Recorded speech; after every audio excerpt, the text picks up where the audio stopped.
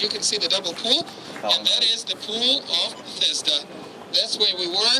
Remember 5 covered colonnades or colonnaded streets, 4 on the perimeter, 1 in the middle, and that's the dike.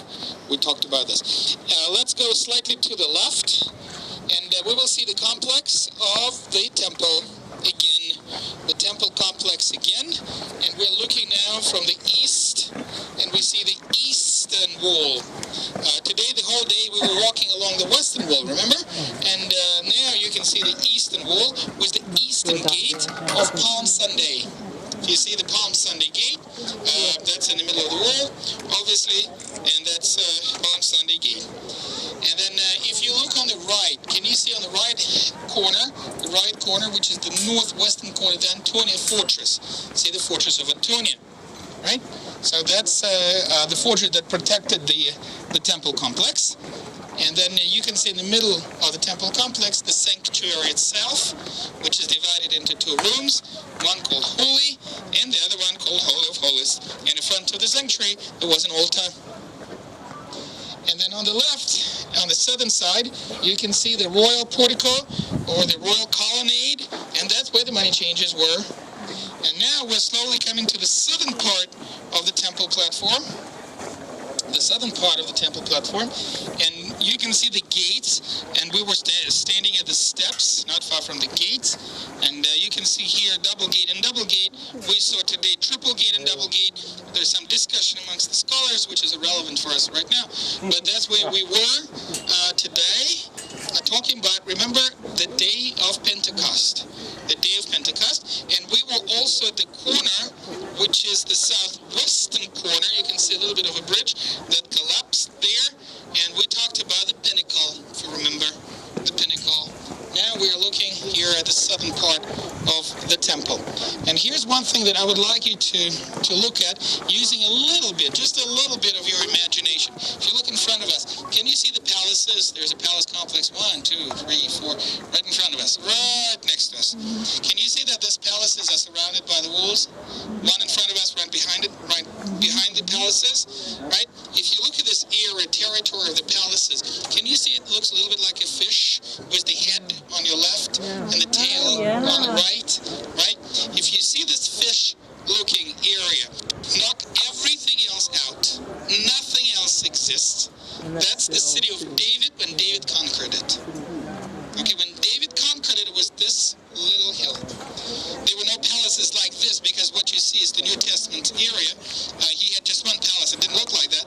It doesn't matter. I just want to show you the territory, how small Jerusalem was in the days of David 3,000 years ago, because this model relates to Jerusalem 2,000 years ago. So the city of David, or David conquering Jerusalem 3,000 years ago. And some of you who are having some free time, or tomorrow, or the next day, can go and see the excavations of the city of David. If you're interested, I would recommend you to do that. Lots of steps and tunnels. Lots of steps and tunnels, but if you're in a good physical shape, it's highly recommended. Highly. Correct. But it didn't look like this, because what you see is 1,000 years later. Okay, but that's the area. The area. Another thing, friends, can you notice another thing that I would like you to do? Can you see the poor district, which is called also the lower city? And can you see the upper city, the rich, wealthy district? And we related to that today, you and me. We were in both districts today, you and me. We talked in the poor district. Remember what we talked about? The upper room. The upper room and the poor. So can you pick up any house? It can be an upper room. We were today talking about the covenant meal. Remember Jesus having covenant meal with the disciples in one of the houses, and you can choose any one you like, because we don't know which one was the house where Jesus had the meal with his friends. So that's why any one of those will be a good candidate, any one you like. And that's the poor district, the wealthy district, friends. Can you see, slightly to the right in the middle of the city, 2 towers, round towers. If you see 2 round towers, we were in this palace of the high priest. saw the ruins. We didn't see the towers, but we saw what is left from that house, from that complex, from this mansion a few minutes ago, an hour ago, half an hour ago, when we talked about the high priest Caiaphas. So you can see the wealthy Jerusalem. That's where the Sadducees lived, right? The wealthy priests. And you can see the lower city, and you can see this city of David area here. And if you go a little further to the left, you will be able to see the pool of Siloam at the very bottom of the fish, at the very head of the fish looking area. You can see the pool of Siloam. You can see that on the right, the square pool. And that is, of course, the place where Jesus healed the blind men.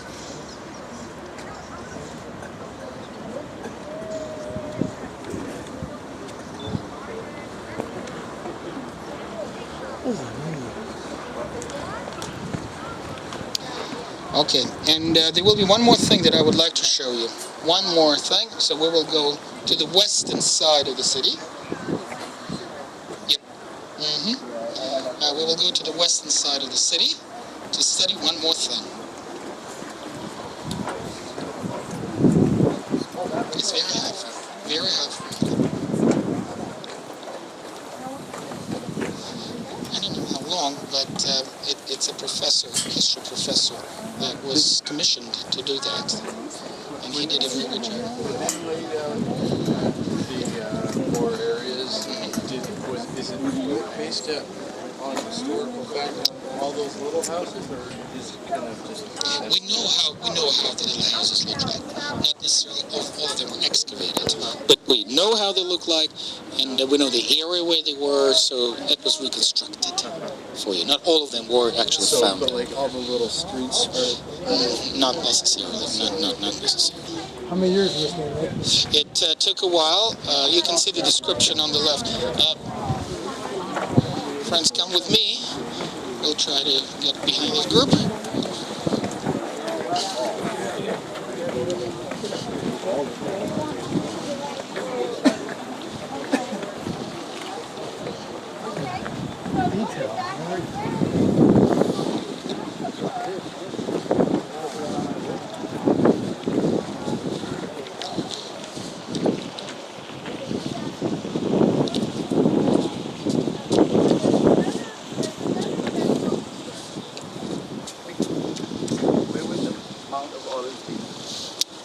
Where the people standing on the balcony, see, that's the Mount of Olives. That would be up there. Yep, up there, Mount of Olives. Yep. All right, friends. Again, you look at the model, I'll talk behind you. What I would like you to see, what we would like to reconstruct, is the possible place of the execution, i.e. the Golgotha, and the walk of Jesus that we were supposed to do today, and we will try to do tomorrow. All right, this is what I would like you to see. In order to do that, we need some preparation. We need to do one thing. Can you see right in front of us, there's a city wall, right in front of us? Yeah. And can you see there's another city wall inside the city? Okay, so the one that is in front of us was not there in the days of Jesus. Can you take it away? Can you knock it down, please? Because it was not here in the days of Jesus. It was built in mid-50s in the preparation for the war against the Romans. And we know that Jesus was crucified before that. So can you please take it away? Okay. If you did that, we will try to see where Jesus first was arrested. Can you see the Mount of Olives on the other side, where the people are looking at us from the balcony? Okay? Balcony is the Mount of Olives. The bottom of the balcony where we were previously would be the Garden of Gethsemane area. The Garden of Gethsemane. So that's where Jesus prayed, and this is where he was arrested. Judas kissed him. He was arrested by the guards of the high priest, and then we said that he was taken to the high priest's house. Can you try to locate the high priest's house where we were? To the right in the heart of the city was two round towers. Two round towers. If you see that, fine. If you don't see that, never mind. that's where we were. Again, because we are not 100% positive. Remember, we said not 100% positive that this is the place, but at least it looks like it. Okay, and then remember, we also said that despite of the fact that the Sanhedrin condemned Jesus to the capital punishment, the Jews could not execute the capital punishment, and they had to go to the Roman mercy. Right? They had to ask for the Roman permission, and that is why the high priests are taking Jesus to the Roman representative, to the Roman governor named Pontius Pilate. Pontius Pilate, who is located in the fortress. Can you see the major fortress with 4 towers? The Antonia Fortress, named after Richard Burton, we said. Remember that. So This is where. Lost you, Mickey. haha. There you go, you're back. I'm back. No?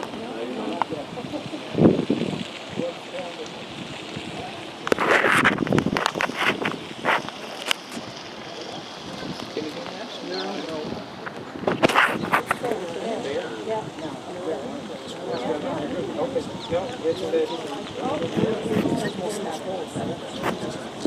The battery's dying. The battery's dying. No, battery's dead. Sorry. Friends, don't worry about it. Yeah, you can take mine.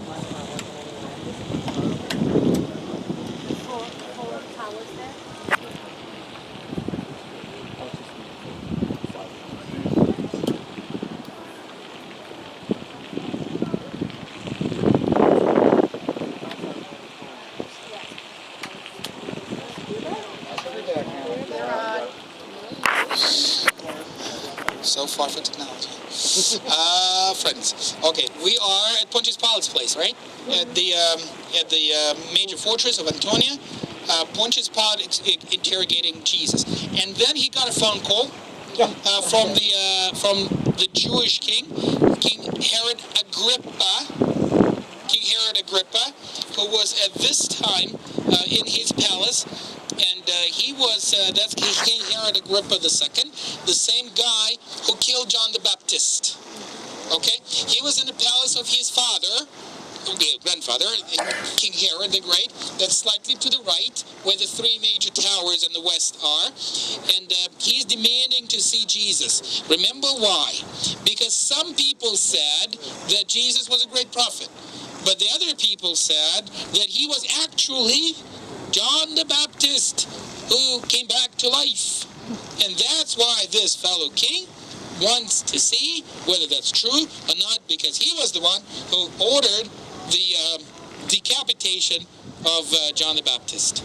So he comes here to Jaffa area here to the west, to the palace where the other group was standing. Okay, what's his name? Agrippa ridicules. No, excuse me. What did I say? Please forgive me, friends. Can you rewind this and make sure that Sam does not hear this on his camera? That was Herod Antipas. Antipas. It's the Antipas. Sorry. And you did not fix me, folks. Agrippa lived later. That's Antipas. And he was in this palace of his father. And then when he finds out that Jesus is not John, guess what he does? He sends him back to Pontius Pilate. So he's back to Antonia Fortress. And that's when Pontius Pilate put the crown of thorns and the cross on Jesus and takes him to Golgotha. And that's where we have a problem. We don't know exactly where Golgotha was. But can you see there's a small gate in this wall? Not in the new wall, in the old wall. Can you see the small gate? We can see that it's visible. Yeah. In front of the gate towards us, there's a hump, a little hilly area, small hump, small hill in front of the gate. This small hill area is covered today by the Church of the Holy Sepulchre, and we are going to see that tomorrow at the end of the Via Dolorosa. Okay, all right? So that's where possibly Jesus was crucified. And another thing that is always new thing somehow for the tourists from the West is that the tomb, they expect the tomb of Joseph of Arimathea to be far away. But it's not. It's right next to the execution area. Right next, yards away. Literally yards away from the execution area. Okay, and the reason people think this way because of the song that we sang. You and Me, it's a beautiful song, but it has all the details wrong. On the cross, far on the hill, far away. Well, look how far away is that? And again, not a big mountain, but a small hump, brother. Stood this old ragged cross. And the cross was not standing on the hill. It was at the bottom of the hill by the road. It was not very big. Jesus was almost touching the ground, almost, because people could spit on him, etc. All right, we will go through these details tomorrow. But there's another place called the Garden Tomb where we're going to go. It's not on this model. It's in the middle between the two walls, the old wall and the new wall. Okay, in the middle. We will see that tomorrow, you and me. We'll see that tomorrow. And that's it. Okay, so Yeah, no problem. As soon as it is outside.